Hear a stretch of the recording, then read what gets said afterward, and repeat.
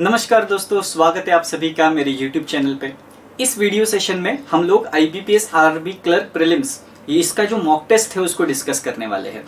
Quants के जो 40 questions आपके RRB क्लर्क के प्रीलिम्स के पेपर में मोस्ट एक्सपेक्टेड है, उसी टाइप के सवाल जो है वो हम लोग इस वीडियो सेशन में पूरे तरीके से डिस्कस करेंगे। इस वीडियो को मैं 3 पार्ट्स में जो है वो आपके सामने लाने वाला हूँ। आज फिलहाल हम लोग पहले पार्ट में कुछ selected questions out of 40 discuss करेंगे और बाकी के जो बचे हुए क्वेश्चंस हैं वो हम लोग रिस्पेक्टिव पार्ट्स में कवर करेंगे, पार्ट 2 और पार्ट 3 में। ठीक है, तो सबसे पहले मैं आपसे रिक्वेस्ट करूंगा कि डिस्क्रिप्शन बॉक्स में मैंने एक पीडीएफ का लिंक आपको प्रोवाइड किया है। वो पीडीएफ पूरा आपका जो मॉक टेस्ट है 40 क्वेश्चंस उस पीडीएफ में आपको मिल जाएंगे।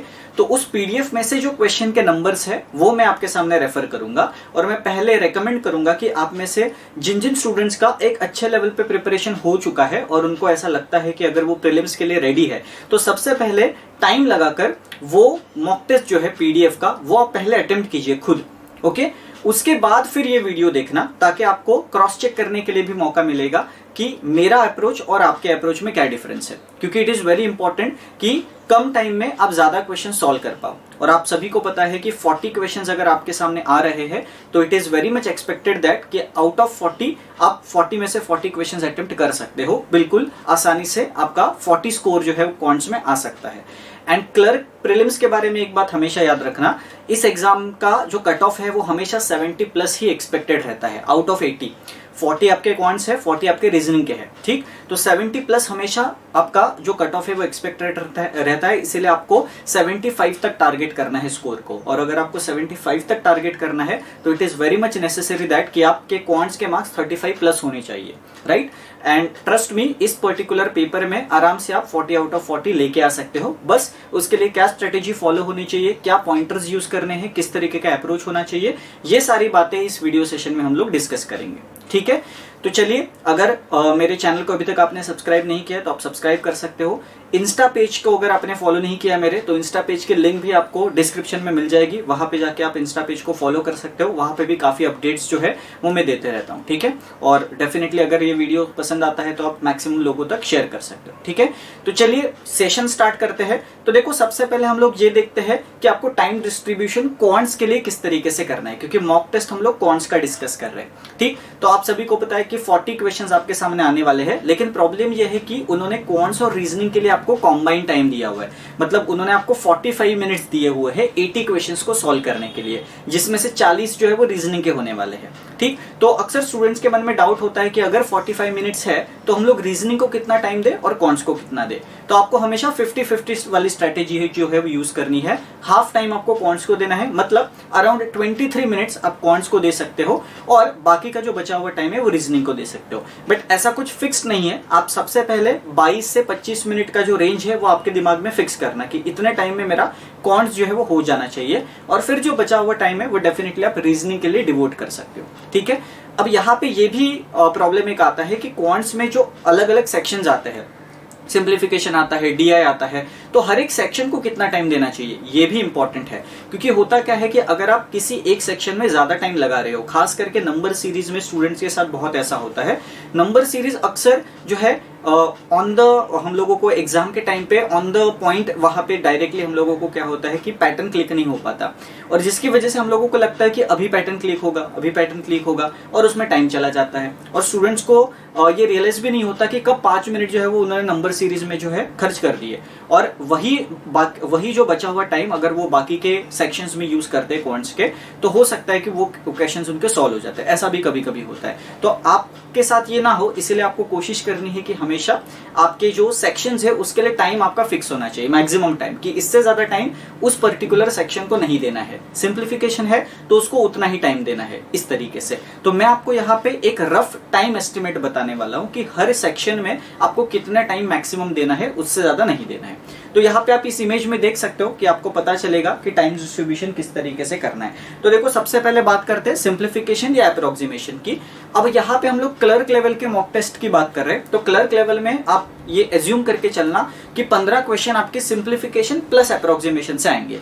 10 अप्रोक्सीमेशन आ सकते हैं, 5 सिंप्लीफिकेशन आ सकते हैं, या फिर 5 अप्रोक्सीमेशन 10 सिंप्लीफिकेशन, ऐसा भी आ सकता है, लेकिन 15 क्वेश्चन एक्सपेक्टेड रहते ही रहते हैं। ओके, तो 15 क्वेश्चंस के लिए आपको कितना टाइम देना है वो मैंने यहाँ वहां पे लिख दिया है, दैट इज 7.5 मिनट्स। और आपको प्रैक्टिस भी उसी तरीके से करनी है। जब आप इस पीडीएफ को सॉल्व करोगे ना, जो पीडीएफ आपको डिस्क्रिप्शन में दिया गया है, तो उसमें भी आपको कोशिश करनी है कि यही टाइम डिस्ट्रीब्यूशन फॉलो हो। ओके, तो इस टाइम डिस्ट्रीब्यूशन को आप हमेशा याद रखना, तभी आप 22 से 25 मिनट की रेंज में पूरे 40 क्वेश्चंस अटेम्प्ट कर पाओगे विथ 100% एक्यूरेसी। ठीक, तो सिंप्लीफिकेशन का आई होप कि सभी को समझ में आया है। अगर 10 क्वेश्चन आ गए तो आप 5 मिनट दे दो, और 15 क्वेश्चन आए तो 7.5 मिनट। मतलब कहने का ये है कि 30 सेकेंड पर क्वेश्चन का आपका एवरेज होना चाहिए। ओके, आधा मिनट पर क्वेश्चन, 1 मिनट में 2 सवाल होने चाहिए, ये आपका मैक्सिमम टाइम है। ओके, याद रखना, ये मैं आपको मैक्सिमम टाइम बता रहा हूँ, इससे ज्यादा नहीं लगना चाहिए। इससे कम लग रहा है तो बहुत अच्छी बात है। ओके, लेकिन इससे ज्यादा कभी नहीं लगाना। ठीक, चलिए आगे बढ़ते हैं। नंबर सीरीज, नंबर सीरीज में 5 सवाल आते हैं आपको। 5 सवालों के लिए आपको 3 मिनट से ज्यादा नहीं देना है। हालांकि 2.5 मिनट तक 5 सवाल हो जाते हैं, बट फिर भी आप क्रॉस चेकिंग के लिए 30 सेकेंड एक्स्ट्रा रख लेना, और 3 मिनट तक आपका नंबर सीरीज खत्म कर लेना। ओके, याद रखना 3 मिनट से 1 सेकेंड भी ज्यादा नंबर सीरीज में नहीं लगाना है। इवन अगर आपको 3 मिनट में 4 नंबर सीरीज आ गए तो भी काफी है। अगर एक नहीं आ रही है तो छोड़ दो उसको वहीं पे, उसके पीछे टाइम बर्बाद मत करो, ये मेरा कहना है। ओके, हाँ, अगर लास्ट में आपके पास 1-2 मिनट बच जाते हैं सारे क्वेश्चंस अटेम्प्ट करने के बाद, फिर आप वहां पे आ सकते हो। इस तरीके से आप डेफिनेटली कर सकते हो, बट इनिशियली उस पे ऊपर टाइम बर्बाद मत करना। ठीक, चलिए, तो नंबर सीरीज की बात हो गई। Quadratic as usual 5 question 2.5 minute. Quadratic तो बहुत आसान आता है क्लर्क में। अभी जब मैं आपको बताऊंगा क्वाड्रेटिक तो डेफिनेटली आपको पता चलेगा कि काफी आसान आता है। तो 2.5 मिनट या 2 मिनट में भी आप आराम से कर सकते हो। ठीक, देन है DI, data interpretation. Data interpretation के यूजुअली 2 सेट्स आपको देखने को मिलते हैं, या कभी कभी एक भी आता है। ओके, तो अगर एक आ रहा है 5 क्वेश्चंस तो 2.5 minute, 2.5 minutes. Again data interpretation clerk में बहुत सिंपल आता है, चाहे वो IBPS क्लर्क हो, SBI क्लर्क हो, बहुत ही सिंपल तरीके का स्ट्रेट अवे डेटा आपको दिया रहता है, तो ज्यादा टेंशन लेने की उसमें जरूरत है नहीं आपको। ओके, 10 क्वेश्चन आते हैं तो 5 मिनट। अगेन यहाँ पे भी वही स्ट्रेटेजी है, 30 सेकेंड पर क्वेश्चन वाली। और बचा हुआ जो समय है आपका, अब देखो ये जो बाकी के ऊपर वाले 4 सेक्शंस अभी हम लोगों ने डिस्कस किए, वो सारे मिला के आपके 14 से 15 मिनट या 13 से 14 मिनट में हो जाते हैं। लेकिन जो बचा हुआ टाइम है आपका 8 से 9 मिनट का, वो आपको देना है अरिथमेटिक के सेक्शन के लिए। अरिथमेटिक मतलब जो आपके वर्ड प्रॉब्लम्स आते हैं। ठीक है, 10 वर्ड प्रॉब्लम्स एक्सपेक्टेड रहते हैं क्लर्क के एग्जाम्स में, और वो बहुत ही इजी लेवल के रहते हैं। ज्यादा उसमें आपको डिटेल कैलकुलेशन वगैरह नहीं करना पड़ता, सिंपल सा कैलकुलेशन रहता है और कॉन्सेप्ट भी सिंपल रहता है। ठीक है, अब उसमें आपको 8 से 9 मिनट देने हैं अरिथमेटिक के लिए। 8 से 9 मिनट में बड़ी आसानी से 10 सवाल सॉल्व हो जाते हैं। इसी वीडियोस के फ्यूचर पार्ट्स में मैं आपको अरिथमेटिक के भी बहुत सारे ट्रिक्स बताऊंगा कि 8 से 9 मिनट में आपके 10 सवाल कैसे हो सकते हैं। ठीक है, तो उम्मीद करता हूं कि आपको ये जो टाइम डिस्ट्रीब्यूशन है वो बहुत अच्छी तरीके से समझा होगा। इसको आप जरूर नोट डाउन करके रखना, ताकि आपको समझ में आएगा कि कौन से सेक्शन को कितना टाइम देना चाहिए। अब आप में से जो लोग ये पीडीएफ में से टेस्ट अटेम्प्ट कर रहे हैं, वो भी इसी टाइम डिस्ट्रीब्यूशन को ध्यान में रखते हुए अटेम्प्ट करना। आपको डेफिनेटली रियलाइज होगा कि आपका अटेम्प्ट जो है वो कंपैरेटिवली ज्यादा हो रहा है। ओके, और आपका जो स्कोर है कि कितना स्कोर आपका आ रहा है आउट ऑफ 40, वो डेफिनेटली मुझे कमेंट बॉक्स में बताना कि कितना स्कोर आपका कितने राइट कितने रॉन्ग आ रहे हैं, है ना। तो मुझे भी पता चलेगा कि कितने कितने लोगों ने सॉल्व किया है उसको। ओके, और जरूरी नहीं कि आपको सारे सवाल आने ही चाहिए इनिशियली, है ना। अभी तो हम लोग बस सीरीज को स्टार्ट कर रहे हैं, राइट। धीरे धीरे जब आप ज्यादा मॉक टेस्ट अटेम्प्ट करोगे ना, तो आपको डेफिनेटली क्या होगा, रियलाइज होगा कि आपके परफॉर्मेंस में भी इंप्रूवमेंट हो रहा है। ओके, तो कम मार्क्स आ रहे तो टेंशन नहीं लेना है। इसी तरीके के मॉक टेस्ट आगे भी आते रहेंगे। पीओ या जो ऑफिसर स्केल 1 है उसके लिए भी मैं बहुत जल्दी पूरा मॉक टेस्ट जो है क्वांट्स का लेके आऊंगा आपके लिए। ठीक है, फिलहाल अभी हम लोग क्लर्क के मॉक टेस्ट की बात करते हैं। ठीक है, तो चलिए let's start our part 1। Okay, आज हम लोग पार्ट 1 में डिस्कस करेंगे डेटा इंटरप्रिटेशन, नंबर सीरीज और क्वाड्रेटिक इक्वेशन, जो आपके इस पीडीएफ में पूछे गए हैं। ये मॉक टेस्ट जो है वो मैंने जो आपके लिए बनाया है उसमें से मैं ये डिस्कस करने वाला हूँ। ठीक है, तो ये 3 सेक्शंस हम लोग आज के पार्ट 1 में डिस्कस करेंगे। फिर पार्ट 2 में हम लोग सिंप्लीफिकेशन, अप्रोक्सीमेशन जो है या कुछ अरिथमेटिक के सवाल है उसके साथ वो डिस्कस कर लेंगे, और पार्ट 3 में जो बचे हुए अरिथमेटिक है वो पूरा कर लेंगे। इस तरीके से मैं 3 पार्ट्स में पूरा जो मॉक टेस्ट का सोल्यूशन है वो आपको प्रोवाइड करने वाला हूँ। ठीक है, आप लोग कमेंट बॉक्स में मुझे ये भी बताइए कि आपको और कौन से एग्जाम्स के मॉक टेस्ट चाहिए, क्योंकि I think SBI clerk prelims का भी बहुत सारे लोगों ने फॉर्म भरा हुआ था। तो if you want SBI clerk prelims का mock test, let me know in the comment section definitely, ठीक है। तो उसके ऊपर भी मैं डेफिनेटली वीडियो लाऊंगा। ओके, तो चलिए हम लोग शुरुआत करते हैं। सबसे पहले स्टार्ट करेंगे डेटा इंटरप्रिटेशन से। उस पीडीएफ को जरूर रेफर करना, क्योंकि वही पीडीएफ से क्वेश्चंस हम लोग करेंगे, ठीक है। तो डेटा इंटरप्रिटेशन का सवाल आपके सामने आया है। ये आपके सामने सवाल था डेटा इंटरप्रिटेशन का, जो कि आपके टेस्ट में उसका नंबर था 16 to 20, ठीक है। तो अगर आप देखोगे तो बहुत ही सिंपल तरीके का डेटा दिया है उन्होंने आपको 4 सर्विस सेंटर्स के बारे में बताया ABCD, और 4 महीने में उन्होंने कितने कितने फोन्स को सर्विस किया है, बस ये डेटा दिया है। बहुत ही आसान तरीके का डेटा है, ठीक है। कोई भी डरने वाली बात इसमें है नहीं, बहुत आसानी से आप सारे सवालों को सॉल्व करने वाले हो। एक बार फिर से रिकलेक्ट कर लेना कि डेटा इंटरप्रिटेशन के लिए कितना टाइम आपको देना था। आपको देना था 2.5 मिनट 5 सवालों के लिए। तो ये देख सकते हो आपके सामने 5 सवाल है, तो 2.5 से 2 मिनट में आराम से हो जाते हैं। तो मैं यहाँ पे आपको वही अप्रोच बताने वाला हूँ कि 2.5 से 2 मिनट में कैसे होता है, ठीक है।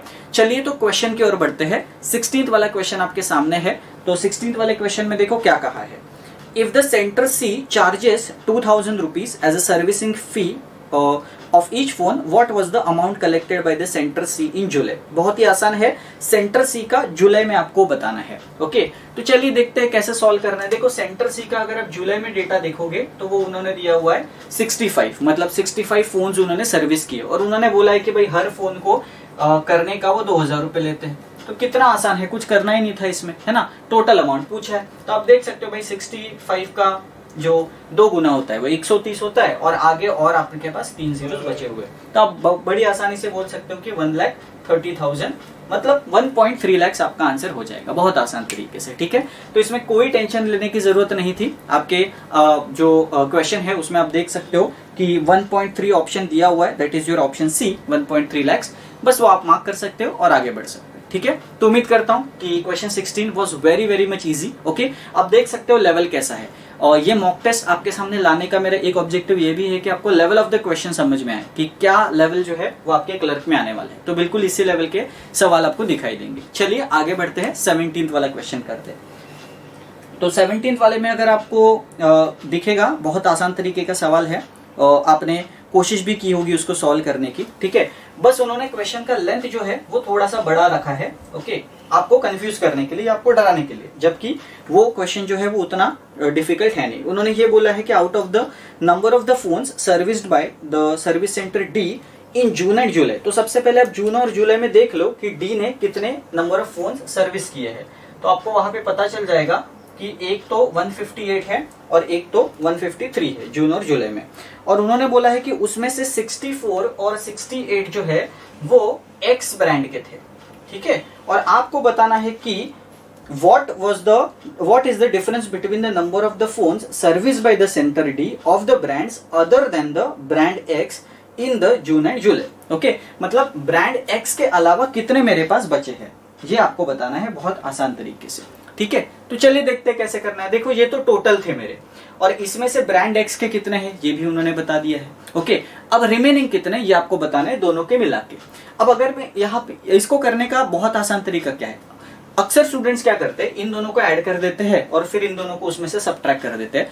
उससे भी आसान अगर आप देखोगे ना, आपको क्या करना है, आपको बस इसका और इन दोनों के बीच का डिफरेंस निकालना है, ओके। अब मैं क्या करता हूं, पहले इन दोनों का डिफरेंस निकाल लेता हूं, जिससे कहानी क्लियर हो सकती है।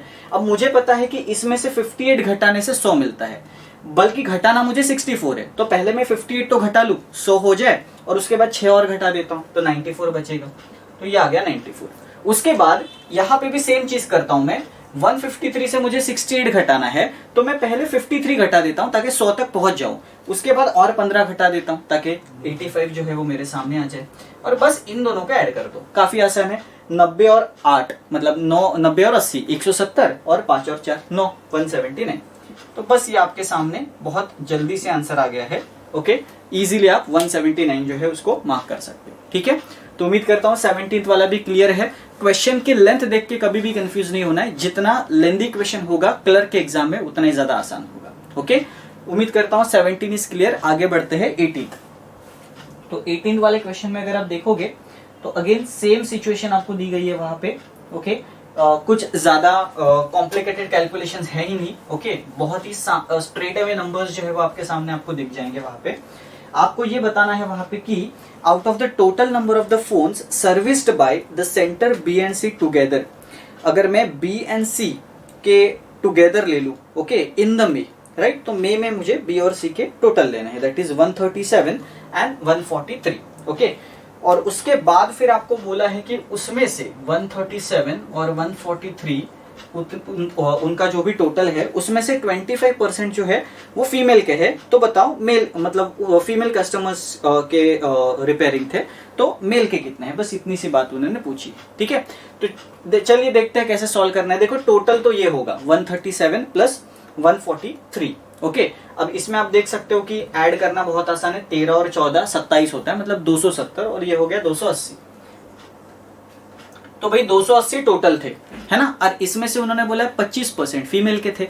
अब यहाँ पे आपको एक बात समझनी है, अगर 25% फीमेल के थे तो बचे हुए मेल के होंगे। बचे हुए कितने हुए? 75%। 75% का फ्रैक्शन होता है 3/4।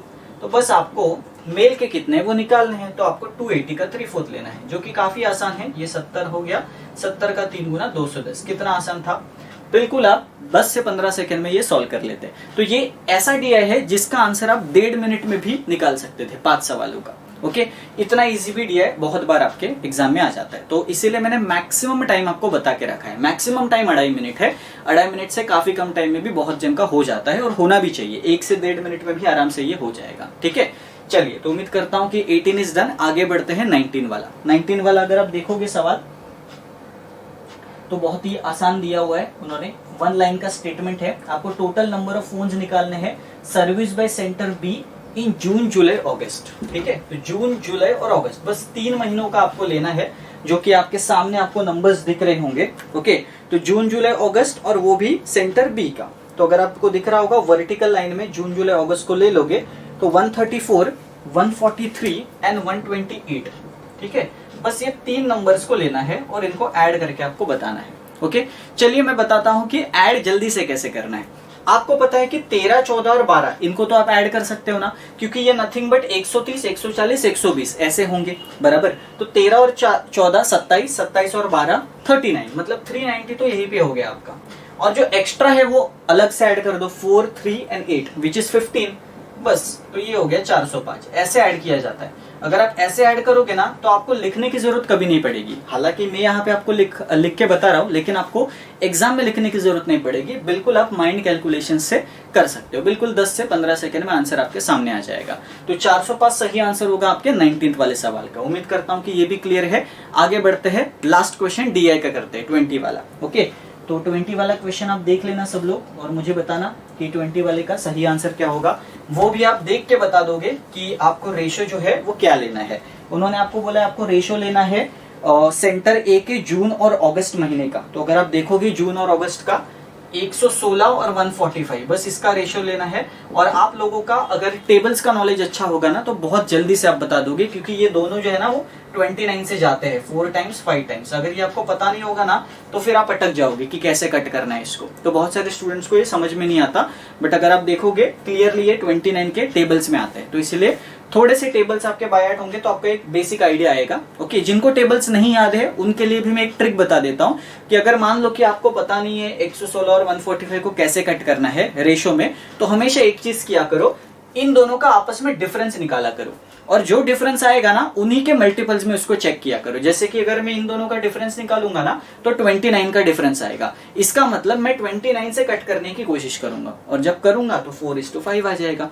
इस तरीके से भी आप कर सकते हो। तो उम्मीद करता हूं कि डीआई का जो टेक्निक है वो आपको समझ में आया होगा। 4:5 20 वाले का आंसर होगा। ओके, तो बहुत सारे लोगों ने क्रॉस चेक भी कर लिया होगा आपके आंसर्स, क्योंकि मैंने ऑलरेडी आपको जो मॉक टेस्ट है वो अटेम्प्ट करने के लिए कहा था। ठीक है, अगर आप में से किसी ने मॉक टेस्ट अटेम्प्ट नहीं किया है तो मैं रिकमेंड करूंगा कि वीडियो अभी पॉज करके आराम से मॉक टेस्ट को पहले अटेम्प्ट कर लो 22 से 25 मिनट का टाइमर लगा के, और उसके बाद फिर आपके आंसर्स, आपके अप्रोच मेरे अप्रोचेस से कंपेयर करो। ये ज्यादा बेहतर होगा आपके लिए। ओके, अगर आप डायरेक्टली वीडियो को देखना स्टार्ट करोगे ना तो इतना ज्यादा इंपैक्ट या इतना ज्यादा बेनिफिट आपको नहीं मिलेगा, क्योंकि आप डायरेक्टली सॉल्यूशंस को देख रहे हो। यहाँ पे तो मैं आपको डायरेक्टली सॉल्यूशंस बता रहा हूँ, है ना। तो डायरेक्ट सॉल्यूशन देखने से कभी आपका नॉलेज या कभी आपका जो परफॉर्मेंस है वो नहीं बढ़ेगा। परफॉर्मेंस तब बढ़ेगा जब आपका परफॉर्मेंस आप कंपेयर करोगे दूसरों से, ओके, और फिर आपको पता चलेगा कि आपकी गलतियां कहाँ कहाँ पे हो रही है और कैसे आप जल्दी कर सकते थे जो आप नहीं कर पाए, है ना। यहाँ पे मैं आपको बेस्ट अप्रोचेस बता रहा हूँ, तो आपका अप्रोच और ये अप्रोच, इन दोनों में डिफरेंस आपको पता चलना चाहिए, तब जाके आपके अंदर इंप्रूवमेंट होगी, ठीक। तो इसीलिए पहले मॉक टेस्ट को अटेम्प्ट कर लेना, जितना भी आपको आता है। ऐसा जरूरी नहीं कि सारे आने चाहिए, ओके, 40 में से जितने भी आते हैं उतने अटेम्प्ट कर लो, और उसके बाद आपके अप्रोच और मेरे अप्रोच में क्या डिफरेंस नजर आ रहा है वो आप देख लेना, ठीक है। चलिए, तो डीआई का सेक्शन हो गया है 16 से 20 वाला। अब आगे बढ़ते हैं 21 से 25 वाले जो आपके क्वाड्रेटिक के क्वेश्चन है, उसको हम लोग जल्दी से कर लेते हैं, ठीक है। तो अगर आप देखोगे आपके सामने क्वेश्चन आया है क्वाड्रेटिक का, ओके, और 21वां क्वेश्चन जो है वो आपके सामने है। बहुत ही आसान तरीके के क्वाड्रेटिक आते हैं, तो ज्यादा टेंशन तो आपको लेना ही नहीं है क्वाड्रेटिक के लिए, ओके। बिल्कुल भी एकदम विदाउट कोएफिशिएंट वाले भी वो वाले ही ज्यादा आते हैं क्वेश्चन। तो एक बार अगर आप क्वेश्चंस को देख लोगे तो आपको समझ में आएगा कि किस तरीके से उसको सॉल्व करना है। चलो फिलहाल जिन्होंने सॉल्व नहीं किया है वो सॉल्व कर लो ये वाला, ओके, और मुझे बता देना कि सही आंसर आपको इसमें से क्या लग रहा है। इसका मैं आपको अप्रोच जो है वो बताने वाला हूँ, और एक थोड़ा सा अलग अप्रोच बताने वाला हूँ जो काफी स्टूडेंट्स को नहीं पता होता जल्दी से कैसे करना है, ठीक है। तो चलिए देखते हैं। अब देखो ये सवाल है आपके सामने 21 वाला, x square minus 7x plus 12 और y square minus 17y plus 70। अब आपको पता है कि फैक्टर्स हम लोग कैसे निकालते हैं, लेकिन एक मेथड इसका ये भी होता है साइन चेंज वाला, कि पहले हम लोग साइन चेंज करते हैं फिर फैक्टर लगाते हैं। मैं थोड़ा सा दूसरे अप्रोच से आपको बताऊंगा, वो भी बहुत आसान रहता है, ओके। कैसे? आपको ये साइन जो है और ये साइन जो है, दोनों साइन देखने हैं। अब पहला साइन तो ये देख लो प्लस 12 जो मल्टीप्लिकेशन का होगा। अब आप मुझे बताओ मल्टीप्लिकेशन में प्लस कैसे आ सकता है, मतलब कैसे दो साइंस को मैं मल्टीप्लाई करूंगा तो प्लस आएगा। या तो दोनों के दोनों प्लस हो या तो दोनों के दोनों माइनस हो, तभी तो प्लस आ सकता है ना, बराबर। अब आप मुझे बताओ कि क्या अगर मैं दोनों के दोनों प्लस लूं तो ये माइनस कभी आएगा? नहीं आएगा। अगर दोनों के दोनों माइनस लूं तो आ सकता है। तो जाहिर सी बात है मेरे जो फैक्टर्स होंगे initial factors, not after changing the sign, initial factors जो है वो डेफिनेटली दोनों नेगेटिव होंगे, दैट इज -4 होगा और -3 होगा। ये तो सभी को समझ में आया होगा। और उसके बाद फिर हम लोग दोनों का साइन रिवर्स कर देते हैं, दैट इज +4 +3, इस तरीके से। उम्मीद करता हूं ये अप्रोच सभी को क्लियर हुआ होगा, इससे बहुत जल्दी आपके फैक्टर्स आते हैं, ठीक है। तो अगर आपको साइन चेंज का टेबल नहीं याद रहता है तो आप इस तरीके से भी कर सकते हो, ओके। साइन चेंज से अगर आप कर रहे हो तो वेल एंड गुड, ओके, लेकिन इस अप्रोच से भी ज्यादा टाइम नहीं लगेगा। अब वही अप्रोच यहाँ पे लगाते हैं। अब देखो साइन चीज सेम है, माइनस प्लस, मतलब मुझे पता है कि जो फाइनल फैक्टर्स आएंगे उनके प्लस प्लस ही होंगे। बस मुझे देखना है कि कौन से फैक्टर सेटिस्फाई कर रहे हैं। तो 10 और 7 आराम से सेटिस्फाई कर रहे हैं, तो ये +10 +7 हो गया। अब आप यहाँ पे देख सकते हो कि देयर इज नो कोएफिशिएंट, इसका मतलब आप डायरेक्टली फैक्टर्स देख के कंपैरिजन बता सकते हो, which is x is always less than y, because 10 और 7 दोनों बड़े हैं आपके 4 और 3 से, ओके। तो ये वाला जो आपका कंपैरिजन है वो आपको मार्क करना है। देखा आपने कितना आसान था, बिल्कुल आपका 15 से 20 सेकंड में आप ये वाला जो अटेम्प्ट है वो कर सकते हो एक क्वेश्चन। और इसीलिए मैंने मैक्सिमम टाइम इसका 2.5 मिनट रखा है, 2 मिनट में भी आप आराम से कर सकते हो, ठीक है। तो उम्मीद करता हूं कि this is done, very much easy. 21 is done. Next करते हैं 22 वाला। 22 वाला सामने आया है आपके। 22 वाला तो बिल्कुल 1 सेकंड वाला सवाल है, ओके। और इसको मैं आपको एक्सप्लेन करके भी बताऊंगा कि वो क्यों 1 सेकंड वाला सवाल है। और मेरे जो प्रीवियस क्वाड्रेटिक के वीडियोस है वो अगर आपने देखे होंगे तो उसमें भी आपको ऐसे सवालों के बारे में मैंने बताया था कि क्वाड्रेटिक के 1-2 इक्वेशंस ऐसे होते हैं जिसको आप विदाउट सॉल्विंग जो है वो कंपैरिजन मार्क कर सकते हो। तो उम्मीद है आपको याद आ रहा होगा अगर आपने वो वीडियो देखा है तो चलिए देखते हैं। एक बात हमेशा याद रखना, जब भी जो आपके इक्वेशंस है उनका सेकेंड साइन जब भी माइनस होता है ना, उनका हमेशा answer can not be determined आता है। तो जैसे ही आपको दिखे कि दोनों इक्वेशन का सेकेंड साइन, याद रखना मैं सेकेंड साइन के बारे में बात कर रहा हूँ, ये वाली साइन जो कांस्टेंट को लगी हुई है, कांस्टेंट को, ठीक है, उनका अगर माइनस है ना तो हमेशा CND आता है। अब ऐसा क्यों होता है आप खुद ही सोचो कि यहाँ पे अगर माइनस माइनस है तो हमारा जो साइन चेंज का टेबल होता है ना उसके हिसाब से जो साइन चेंज होके आते हैं वो प्लस और माइनस ऐसे होते हैं। और यहाँ पे अगर आप देखोगे ना तो भी माइनस और प्लस ऐसे साइन होते हैं। और जिसकी वजह से होता क्या है, अगर एक साइन प्लस है और एक साइन माइनस है, दूसरे इक्वेशन में भी वैसा ही है, तो हम लोग कभी भी रिलेशन नहीं बता पाते, क्योंकि ये प्लस जो है ये माइनस से डेफिनेटली हमेशा बड़ा रहेगा, और इन प्लस प्लस का कंपैरिजन हम लोग नहीं बता पाएंगे, बट इसका तो बता पाएंगे कि ये जो प्लस है ये माइनस से बड़ा रहेगा, और ये जो माइनस है इस माइनस का इस माइनस से तो नहीं बता पाएंगे, बट ये माइनस ये प्लस से हमेशा छोटा रहेगा, तो ये माइनस ये प्लस से हमेशा छोटा रहेगा, मतलब कॉन्ट्राडिक्शन हमेशा आने वाला है। और मैंने हमेशा आपको कहा है कि जब भी कॉन्ट्राडिक्शन आए तभी आपका आंसर हमेशा कैन नॉट बी डिटरमाइंड ही रहता है।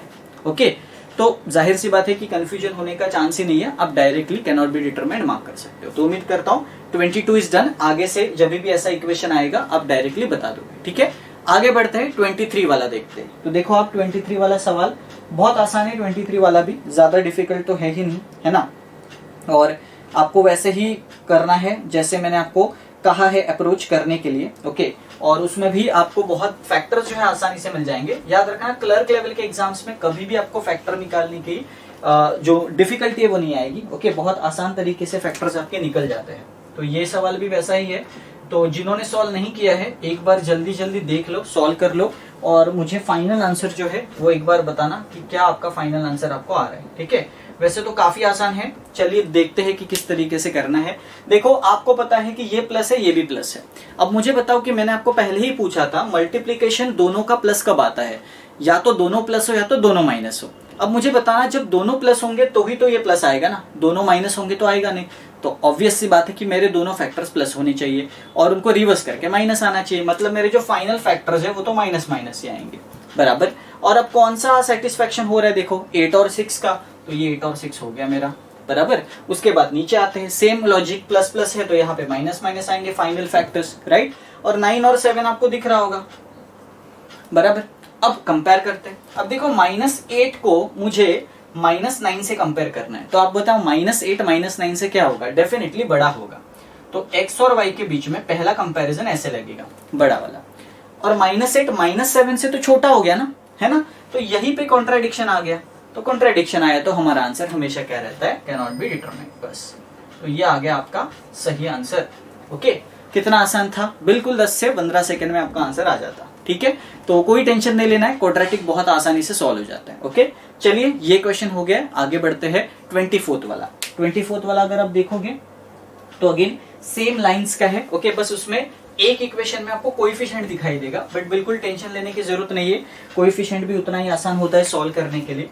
तो जल्दी जल्दी उसको सॉल्व कीजिए और मुझे सही आंसर बताइए कि क्या होना चाहिए, और उसके बाद फिर हम लोग उसका अप्रोच जो है वो डिस्कस करेंगे। काफी आसान अप्रोच है, बिल्कुल भी टेंशन नहीं लेना है उसमें आपको। ओके, जब मैं आपको बताऊंगा तो आपको क्लियर हो जाएगा। ठीक है, तो चलिए देखते हैं सॉल्यूशन क्या होना चाहिए। देखो यहाँ पे 2 है, यहाँ पे 3 है, मतलब 6 हो गया, लेकिन वो प्लस का 6 है, ये याद रखना। और यहाँ पे बीच में माइनस है, तो हमेशा याद रखना जब बीच में माइनस होता है और मल्टीप्लिकेशन आपको दोनों करके प्लस चाहिए, तो जाहिर सी बात है कि आपको दोनों फैक्टर्स माइनस में ही लेने पड़ेंगे, है ना। अब वो कौन से दो फैक्टर्स माइनस में हो सकते हैं, डेफिनेटली वो -6 और -1 होगा, तभी वो -7 भी बनाएगा और मल्टीप्लिकेशन भी मुझे +6 का देगा, और उनको रिवर्स करूंगा तो +6 और +1 ऐसा होगा, है ना। और याद रखना कि उसमें डिवीजन बाय 2 भी था। ओके, ये डिवीजन बाय 2 हमेशा उसमें लगाना है आपको। ओके, तो दोनों माइनस आ रहे थे, दोनों को रिवर्स कर दिया तो प्लस प्लस हो गया। अब यहाँ पे देखते हैं, यहाँ पे भी सेम चीज है ना, माइनस और प्लस, मतलब यहाँ पे भी वही आएगा कि दोनों फैक्टर्स आपके प्लस में आएंगे और जो आपके 4 और 3 होने चाहिए, और यहाँ पे कुछ डिवीजन है नहीं आपका। ओके, अब यहाँ पे हमेशा याद रखना कि अगर एक में डिवीजन है और एक में नहीं है, और अगर यहाँ पे होता भी तो हम लोग क्या करेंगे, यहाँ पे जो डिवीजन होता इससे इसको मल्टीप्लाई करेंगे न्यूमरेटर को, और यहाँ पे जो होगा इससे इसको करेंगे। अब यहाँ पे तो है नहीं नीचे, मतलब 1 ही है, तो ऊपर वाला ये चेंज नहीं होगा, लेकिन ये चेंज हो सकता है अगर मुझे 2 को घटाना है। क्यों अक्सर ऐसा हम लोग क्यों करते हैं, क्योंकि जब हम लोग डिवाइड करते हैं ना तो यहाँ पे पॉइंट में आता है और पॉइंट में कंपैरिजन हो नहीं पाता, इसीलिए हम लोग ऐसा करते हैं। तो हम लोग क्या करेंगे, ये 2 को हटाने के लिए हम लोग ये 2 से यहाँ पे मल्टीप्लाई कर देंगे, तो मैं इसको 8 बना दूंगा 4 के जगह पे, और इसको 6 बना दूंगा 3 के जगह पे, राइट। अब कंपेयर करते हैं। अब आपको पता है 6 जो है वो एक तो छोटा है 8 से और एक बार इक्वल है पहले कंपैरिजंस में, 2 कंपैरिजंस में, और 1 तो दोनों से छोटा हो गया ना, मतलब यही मेरा कंपैरिजन बाकी रह गया, x is less than equal to y, और बड़ी आसानी से आप वो मार्क कर सकते हो। अगेन 15 से 20 सेकंड में आपका आंसर आ जाएगा। देखा आपने, बहुत ही आसान लेवल के क्वाड्रेटिक आते हैं, बिल्कुल टेंशन नहीं लेना है। ओके, चलिए ये क्वेश्चन उम्मीद करता हूँ आराम से समझ में आ गया है। अगले सवाल के ऊपर बढ़ते हैं, लास्ट सवाल क्वाड्रेटिक का 25th वाला। ओके, तो देख लीजिए 25th वाला और बता दीजिए मुझे सही आंसर आंसर उसका क्या होगा। बहुत ही आसान तरीके का है वो भी, उसमें तो कोएफिशिएंट भी नहीं है, तो आप और आसानी से उसको सॉल्व कर लोगे। ओके, बस जो राइट हैंड साइड में कांस्टेंट दिया गया है उसको आप लेफ्ट हैंड साइड में लेके आना ताकि वो क्वाड्रेटिक के फॉर्म में आए, और उसके बाद फिर आप उसको बड़ी आसानी से सॉल्व कर पाओगे। ठीक है, तो देखते हैं कि इसका सही आंसर किन किन स्टूडेंट्स ने निकाला है। जिन स्टूडेंट्स ने मॉक टेस्ट अटेम्प्ट कर लिया है वो भी मेरे साथ क्रॉस चेक करते चलना। चलिए देखते हैं। अब देखो यहाँ पे दोनों माइनस है ना, अब आप मुझे बताओ कि दोनों दो नंबर्स का मल्टीप्लिकेशन माइनस कब आ सकता है।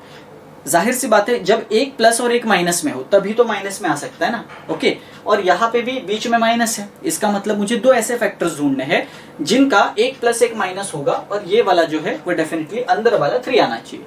अब आपको समझ में आ रहा होगा भाई 5 और 2 से ही ऐसा होता है ना, लेकिन 5 और 2 के साइन क्या होंगे जिसको मैं रिवर्स करूंगा बाद में। जाहिर सी बात है मुझे 2 - 5 ऐसा लेना पड़ेगा। क्यों? क्योंकि 2 और -5 करूंगा तो ही -3 होता है, और 2 और -5 का मल्टीप्लिकेशन ये भी होता है, मतलब सेटिस्फाई हो गया। अब इसी को आप रिवर्स करते हो, तो रिवर्स करोगे तो ये माइनस होगा ये प्लस होगा, ऐसे ही करते हैं, तो ये आपके फैक्टर्स हो गए। इस तरीके से आपको फैक्टर्स निकालने हैं, बहुत आसान। ओके, यहाँ पे भी सेम करना है। अगर ये माइनस है तो आपको पता है प्लस और माइनस ही होगा, जाहिर सी बात है। लेकिन यहाँ पे इस बार आप देख सकते हो ये प्लस है, बराबर, y² प्लस है, और ये माइनस में दिया हुआ है, आपका ये जो कांस्टेंट है वो माइनस में दिया हुआ है। ओके, और यहाँ पे आप देख सकते हो दोनों साइंस जो है ये आपके क्या है, माइनस। ओके, तो क्या फैक्टर निकालने की जरूरत थी, एक बार क्वेश्चन को फिर से देख लीजिए। ओके, x², सॉरी यहाँ पे +10 है। ओके, तो एक बार इसको चेक कर लेते हैं। हाँ, तो +10 है तो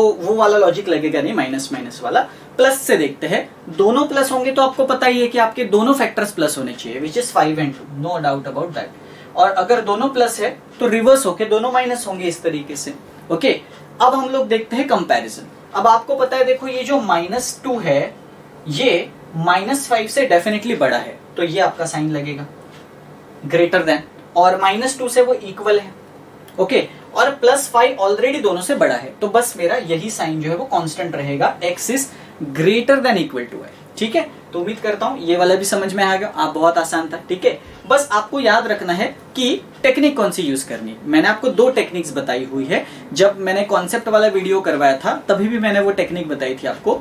एक तो आप साइन चेंज से कर सकते हो, और एक तो आप ऐसे कर सकते हो, दोनों में से कोई भी एक ही यूज करना, दोनों यूज करने की कोई जरूरत नहीं है। ओके, अगर आप ये यूज करना चाहते हो तो ये कर लो, साइन चेंज की यूज करना चाहते हो तो साइन चेंज कर लो। ओके, पर्सनली मुझे ये मेथड बहुत बेहतर लगती है, क्योंकि इससे आपका फैक्टर्स आपके सामने निकल के आता है।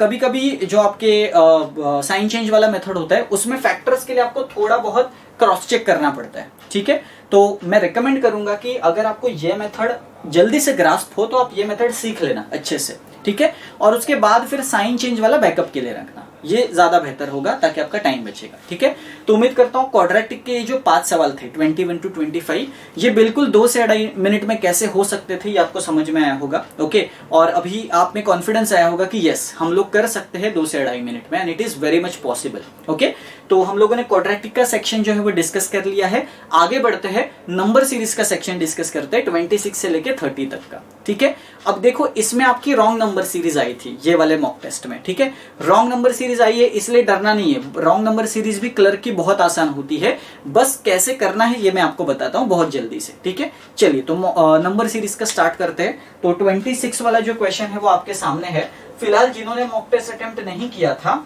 वो एक बार इन सवालों को देख लो और कोशिश करो कि क्या आपको पैटर्न जो है वो मिल सकता है कि नहीं, और पैटर्न के बेसिस पे आप रॉन्ग नंबर को फाइंड कर सकते हो कि नहीं, बस आपको ये देखना है। ठीक है, तो चलिए देखते हैं कि 26 जो है वो कितने कितने जन को आता है। हालांकि बहुत ही आसान तरीके का पैटर्न वहां पे आपको दिखाई देगा। ओके, क्योंकि क्लर्क लेवल का एग्जाम है, क्लर्क लेवल में आपको डिफिकल्टी लेवल बिल्कुल भी ज्यादा नहीं मिलती है, बहुत ही आसान तरीके की रहती है। ओके, तो आपको बिल्कुल भी टेंशन नहीं लेना, चाहे रॉन्ग नंबर की सीरीज आए चाहे मिसिंग नंबर की आए, you should be always ready to solve. ठीक है, चलिए तो देखते हैं कि क्या पैटर्न इसमें किस तरीके से मिल सकता है। अब देखो आपको पता है कि यहाँ पे नंबर्स कितने ड्रास्टिकली इंक्रीज हो रहे हैं, है ना, 300 के बाद डायरेक्ट 1900। ऐसा तभी होता है जब मल्टीप्लीकेशन होता है। तो मैं पहले ये देखूंगा कि कौन से 2 नंबर्स में मुझे मल्टीप्लीकेशन का बेस्ट रिलेशन मिल रहा है देख के। अब अगर मैं यहाँ पे देखूंगा ना इन दो नंबर्स को, आपको पता चल जाएगा कि मल्टीप्लीकेशन का क्या रिलेशन है। आपको पता है 16 का 4 गुना 64 होता है, उसमें 1 ऐड करने से 65 आता है। यहाँ पे भी आपको दिख रहा होगा कि 5 का 3 गुना करने से 15 होता है और 1 गुना करने से 16 होता है। मतलब नो डाउट मेरा पैटर्न यही है, इंटू 4+1 इंटू 3+1। और यहाँ पे भी आप देख सकते हो इंटू 2+1 हो रहा है ना, मतलब जाहिर सी बात है मेरा पैटर्न सही है, पैटर्न में कोई भी डाउट ही नहीं है मुझे। ओके, अब आगे बढ़ते हैं, देखते हैं कि यही पैटर्न फॉलो हो रहा है कि नहीं, क्योंकि यहां तक तो पैटर्न फॉलो हो रहा था, राइट। तो आगे बढ़ते हैं, ये वाला इंटू 5+1 होना चाहिए। अब मुझे इसको कैलकुलेट करने की भी जरूरत नहीं है, मैं कॉमन सेंस से बता सकता हूं कि ये वाला जो नंबर है ये इंटू 5+1 से नहीं आएगा। क्यों? क्योंकि जब मैं 5 इंटू 5, ये जो यूनिट डिजिट 5 है, इसको जब मैं 5 से मल्टीप्लाई करूंगा तो आंसर का भी यूनिट डिजिट 5 आएगा, और उसमें जब 1 ऐड करूंगा तो आंसर का यूनिट डिजिट 6 आना चाहिए, जबकि यहाँ पे 6 नहीं है। तो मैं डायरेक्टली बोल सकता हूँ कि this is the wrong number, this is not the right number. ठीक है, तो आप डायरेक्टली इसको रॉन्ग नंबर मार्क कर सकते हो। देखा आपने कितना आसान था, 10 से 15 सेकेंड के अंदर आपको पैटर्न क्लिक हो गया, और इसमें तो कैलकुलेशन भी नहीं करना पड़ा, है ना।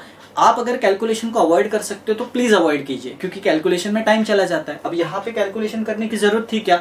बिल्कुल भी नहीं। मुझे पता है कि यूनिट डिजिट 5 आएगा, ऐड 1 करने से 6 आएगा यूनिट डिजिट, यहाँ पे तो नहीं है ना यूनिट डिजिट 6, तो क्यों चेक करना है? पता है कि ये रॉन्ग है तो उसको रॉन्ग मार्क कर दो। ठीक है, तो उम्मीद करता हूँ 26 वाला समझा होगा कि रॉन्ग नंबर आया तो कैसे निकालना है, बहुत आसान। ठीक है, चलिए 26 इज डन, आगे बढ़ते हैं। 27 वाला आप देख लीजिए सब लोग अच्छे से। ओके, और जिन्होंने नहीं किया है वो एक बार प्लीज सॉल्व करने की कोशिश कीजिए और मुझे बताइए सही आंसर 27 का क्या हो सकता है। ओके, अगेन यहाँ पे भी आपको 2 ऐसे नंबर्स ढूंढने हैं जिनके बीच में बेस्ट रिलेशन आपको मिल सकता है, और उसके बाद धीरे धीरे आपको पैटर्न जो है वो समझ में आने लगेगा। ओके, और यहाँ पे भी सेम टेक्निक यूज करनी है जो आप मिसिंग नंबर में करते हो। जनरल पैटर्न देखने की कोशिश करो, जनरल पैटर्न देखोगे ना तो अपने आप आपको समझ में आएगा कि गलतियां कहाँ कहाँ पे हो सकती है। ठीक है, चलिए तो देखते हैं कैसे सॉल्व करना है। यहाँ पे आप देख सकते हो जनरल पैटर्न जो है वो डिफरेंस का ही होगा, नो डाउट अबाउट दैट। तो डिफरेंस चेक करते जाओ। देखो ये 7 है, ये 14 है, ये 21 है, तो क्या मुझे आपको बताने की जरूरत है कि कौन सा पैटर्न होगा? अब इस पैटर्न को अगर आप नहीं पकड़ोगे तो फिर तो बहुत मुश्किल है फिर आपका सिलेक्शन होना। ओके, तो यहाँ पे आप देख सकते हो कि 7 के मल्टीपल से बढ़ रहा है ना, तो यही आगे चलता जाएगा। ये आपका 35, ये आपका 28 होगा, ये 35 होगा और ये 42 होगा, राइट। अब आप यहाँ पे देख सकते हो दिस इज डेफिनेटली 28, ये 28 का ऐड करने से आ रहा है। ये भी 35 ऐड करने से आएगा क्या? ये देख लो, जबकि वो नहीं आ रहा है, क्योंकि 35 ऐड करने से यहाँ पे 109 होना चाहिए था। ठीक है, जबकि वहां पे 129 लिखा हुआ है, तो बस ये मिल गया आपको रॉन्ग नंबर। तो 129 आपको मार्क करना है। कितना आसान था, बहुत आसान था। ठीक है, तो मैंने जैसे कहा रॉन्ग नंबर क्लर्क लेवल का बिल्कुल भी डिफिकल्ट नहीं होता है, काफी आसान होता है, पैटर्न जल्दी से आपको दिख जाता है। ठीक है, तो अगेन 27 इज डन, आगे बढ़ते हैं 28 वाला करते हैं। 28 वाला आपके सामने है, जल्दी से मुझे बता दीजिए 28 का सही आंसर आप लोगों को क्या लग रहा है, और उसके बाद फिर हम लोग उसको सॉल्व करने का टेक्निक जो है वो देखते हैं। अगेन 28 वाला is not that much difficult, बहुत आसान है, आपको देख के ही पैटर्न जो है वो आसानी से क्लिक हो जाएगा। ठीक है, तो एक बार लिख लेते हैं पहले सीरीज को, उसके बाद समझते। तो उतने टाइम में आप लोग सब लोग सॉल्व कर लेना। ठीक है, 84 दिया हुआ है उन्होंने, उसके बाद 96 है, 83 है, फिर आपको 95 दिया है, 80 दिया है, 94 दिया है, 81 दिया है। ठीक है, ये आपको दिए हुए हैं। ओके, चलिए देखते हैं कैसे सॉल्व करना है। अब यहाँ पे भी आपको दिख रहा होगा सारे के सारे नंबर 2 डिजिट में, मतलब डिफरेंस ही चेक करना है। चलिए डिफरेंस चेक करते हैं। ये +12 है, उसके बाद -13 हो रहा है, उसके बाद फिर से +12 हो रहा है, बस यहीं पे मुझे पैटर्न क्लिक हो गया। रिपीटेशन हो रहा है और प्लस माइनस हो रहा है, तो अगला पैटर्न -13 का होना चाहिए था, जबकि नहीं है ये, है ना। यहाँ पे तो 82 होना चाहिए ना, तो हो गया मेरा पैटर्न क्लिक। बस कितना टाइम लगा? 5 सेकंड। 5 सेकंड में मैंने पैटर्न पकड़ लिया, राइट। तो इस तरीके से समझोगे ना तो आपको पैटर्न ढूंढने में कभी डिफिकल्टी नहीं होगी। 80 आपका रॉन्ग नंबर आएगा, उसके बदले में 82 होना चाहिए था। ठीक है, तो इस तरीके से 28 वाला आप सॉल्व कर सकते थे, बहुत आसान। तो wrong number is very much easy if you solve it by correct technique. Okay, तो ये टेक्निक समझ लेना अच्छे से। ओके, तो उम्मीद करता हूँ दिस इज डन। नेक्स्ट करते हैं। ठीक है, 29th वाला देख लो सब लोग, 29th वाला, और बताओ मुझे जल्दी से कि 29th वाले का क्या सही आंसर होना चाहिए आपके हिसाब से, और उसके बाद फिर हम लोग डिस्कस करेंगे उसको। अगेन वेरी इजी 29th वाला, कुछ भी डिफिकल्ट नहीं है। ओके, देखो स्पीड से आप करोगे ना तो आपको कोई रोक नहीं सकता फुल मार्क्स लाने से। ठीक है, तो नंबर्स एक बार देख लेते हैं कौन से हैं। देखो 3 दिया हुआ है, 5 दिया हुआ है, 8 दिया हुआ है, उसके बाद है 17, 33, देन 58 एंड 94। ठीक है। अब देखो हमेशा मैं आपको एक ट्रिक बताता हूँ, यहाँ पे भी एक ट्रिक बताता हूँ कि जब भी आपको रॉन्ग नंबर में पैटर्न ढूंढना होगा ना, हमेशा ये जो बड़े नंबर्स है ना, इनसे पहले स्टार्ट करो, क्योंकि छोटे नंबर्स में अक्सर है ना पैटर्न जल्दी से पकड़ में नहीं आता। इसीलिए मैं हमेशा टेक्निक यूज करता हूँ कि ये वाले नंबर्स को छोड़ के जहां पे क्या पैटर्न मिल रहा है उसको पहले देख लेता हूँ, ताकि मुझे एक आइडिया आ जाए। अब यहाँ पे अगर मैं देखूंगा जनरल पैटर्न टू डिफरेंस का, ये तो मैंने डिफरेंस ही देखा भाई, यहाँ पे डिफरेंस है 16 का, यहाँ पे 25 का, और यहाँ पे 36 का। अब ये नंबर्स देखो, मुझे आपको बताना नहीं चाहिए कि क्या पैटर्न है, क्योंकि आप देख सकते हो ये सारे परफेक्ट स्क्वायर्स है, ये तो आपको क्लिक होना चाहिए। ठीक है, तो ये डेफिनेटली 9 होगा, जो कि है, तो ये दोनों सही है बराबर। और अगर परफेक्ट स्क्वायर की बात है तो यहाँ पे तो 4 का डिफरेंस होना चाहिए था। अब यहाँ पे बच्चे अक्सर कंफ्यूज हो जाते हैं कि यहाँ पे डिफरेंस 4 का नहीं है, तो हम लोग ये वाला गलत मार्क करें कि ये वाला गलत मार्क करें। तो आपको हमेशा समझना है, देखो आगे वाला पैटर्न बराबर से फॉलो हो रहा है बिकॉज ऑफ दिस नंबर, तो ये नंबर कैसे गलत हो सकता है? ये नंबर सही है इसीलिए तो आपका आगे का पैटर्न सही चल रहा है ना, इसीलिए गलत नंबर यही होगा हमेशा। ठीक है, और पैटर्न मतलब डिफरेंस 4 का है तो यहाँ पे 5 की जगह पे 4 होना चाहिए, ऐसे याद रखना। तो इसलिए आपको रॉन्ग नंबर 5 को मार्क करना है। तो हमेशा याद रखना, अक्सर ये दो नंबर्स में कंफ्यूजन होता है बच्चों को कि कौन सा रॉन्ग मार्क करे, बट याद रखना इस नंबर की वजह से आपका आगे का पैटर्न सही फॉलो हो रहा है। इतने सारे नंबर्स जो है वो इस पे डिपेंडेंट है, और अगर आप इसको ही चेंज कर दोगे तो आगे का पैटर्न डिस्टर्ब हो जाएगा, जो आप नहीं चाहते हो। ओके, तो इसीलिए this is the wrong number. तो उम्मीद करता हूँ 29th वाला डेफिनेटली क्लियर होगा। आगे बढ़ते हैं, नंबर सीरीज का आखिरी सवाल करते हैं 30 वाला। तो सब लोग आप 30 वाला देख लीजिए सवाल और बता दीजिए मुझे कि आप लोगों को सही आंसर जो है वो क्या लग रहा है। अगेन बहुत ही आसान तरीके का सवाल है। ओके, जैसे मैंने कहा कि क्लर्क लेवल में आपको ऐसे ही सवाल देखने को मिलते हैं और बिल्कुल आप आउट ऑफ स्कोर कर पाओगे, कोई आपको नहीं रोक सकता अगर आपकी प्रैक्टिस बहुत अच्छे से है। ठीक है, तो बस प्रैक्टिस पे ध्यान देना, स्पीड जो है वो थोड़ा सा अपना इंक्रीज करना, तो आसानी से आप जो है वो आउट ऑफ स्कोर कर पाओगे। ठीक है, चलिए तो हम लोग इस सवाल को भी डिस्कस कर लेते हैं। ठीक है, आप देख लीजिए यहाँ पे भी आपको मल्टीप्लिकेशन का तो पैटर्न दिखेगा नहीं, क्योंकि यहाँ पे सारे नंबर्स ऑलमोस्ट एक दूसरे से ज्यादा डिफरेंस में नहीं है, तो हम लोग हमेशा डिफरेंस का ही पैटर्न चेक करेंगे। ठीक है, जैसे मैंने कहा है कि छोटे नंबर्स को छोड़ के बड़े नंबर्स का पहले डिफरेंस देखा करो तो आपको समझ में आएगा पैटर्न। अब देखो ये है 64 क्लियरली डिफरेंस, और ये है 125। आप मुझे बताओ कि क्या ये दो नंबर्स देख के आपको क्लिक हुआ पैटर्न? मुझे तो क्लिक हुआ, आपको भी होना चाहिए। और यहाँ पे आगे 216 भी है, इससे भी पैटर्न क्लिक होना चाहिए आपको। ये सारे के सारे क्या है? ये सारे के सारे परफेक्ट क्यूब्स है। दिस इज 4 का क्यूब, 5 का क्यूब, 6 का क्यूब, वेरी इजी। तो ये है 27 विच इज 3 का क्यूब, तो ये होना चाहिए 8 विच इज 2 का क्यूब। अगेन यहाँ पे कंफ्यूजन होगा बच्चों को, ये गलत कि ये गलत। अगर ये गलत करोगे तो आगे का सारा गलत होगा, तो आपको यही गलत करना होगा 4, है ना। इसके बदले में यहाँ पे 3 होना चाहिए था, तो 4 आपका रॉन्ग नंबर हो गया। काफी आसान। ठीक है, तो आप देख सकते हो 2 से 2.5 मिनट में आराम से ये 5 सवाल हो सकते थे, बट आपको उस तरीके से उसको देखना है कि कैसे आपको जल्दी से सॉल्व करना है। ठीक है, तो उम्मीद करता हूं कि ये जो 3 सेक्शंस हम लोगों ने इस मॉक टेस्ट में से डिस्कस किए वो आपको पूरी तरीके से समझे होंगे। सारे सॉल्यूशन मैंने आपको यहाँ पे बता दिए, और सिर्फ मैंने सॉल्यूशन नहीं बताया, जल्दी से कैसे करना है ये भी बताया। ओके, तो अगर मैं सही हूं तो आप में से जितने लोगों ने भी मॉक टेस्ट अटेंड किया था उन्होंने डेफिनेटली कम टाइम में किया होगा, और अगर नहीं किया होगा तो इस अप्रोच को डेफिनेटली याद रखना, इस अप्रोच से करोगे तो हो जाएगा। ठीक है, तो अभी फिलहाल हम लोगों ने पार्ट 1 में 3 सेक्शंस कर लिए हैं। नेक्स्ट डे पे हमारा पार्ट 2 आएगा। पार्ट 2 में मैं आपको सिंप्लीफिकेशन, अप्रोक्सीमेशन और अरिथमेटिक के कुछ सवाल 10 में से वो बताऊंगा, और लास्ट पार्ट में मैं बाकी के बचे हुए अरिथमेटिक के सवाल आपको करवा दूंगा। इस तरीके से पूरा मॉक टेस्ट आपका आईबीपीएस क्लर्क प्रीलिम्स का हो जाएगा, आरआरबी क्लर्क का। ठीक है, एंड डेफिनेटली यही लेवल जो है वो आपको एग्जाम में देखने को मिलेगा, बिकॉज ये जो क्वेश्चंस है ये मैंने मिक्सचर लिया हुआ है, कुछ प्रीवियस ईयर के सवालों का और कुछ एग्जाम लेवल के क्वेश्चंस का। ठीक है, तो आपको डाउट नहीं रखना कि एग्जाम में यही लेवल आएगा कि नहीं, एग्जाम में बिल्कुल यही लेवल आएगा, बस आपको प्रैक्टिस करके जाना है। ठीक है, और जैसे मैंने कहा 22 से 25 मिनट में आपके 40 सवाल आराम से हो जाते हैं इस अप्रोच से करोगे तो। ठीक है, तो चलिए उम्मीद करता हूं कि आपको ये सेशन बहुत ही इंटरेस्टिंग लगा होगा। अगर डेफिनेटली अच्छा लगा है तो प्लीज आप कमेंट सेक्शन में मुझे बता दो, ताकि मुझे भी थोड़ा सा पॉजिटिव फीडबैक जो है वो मिलता रहे। ठीक है, तो पार्ट 1 इज डेफिनेटली डन। हम लोग मिलते हैं पार्ट 2 में, तब तक के लिए stay safe and keep learning.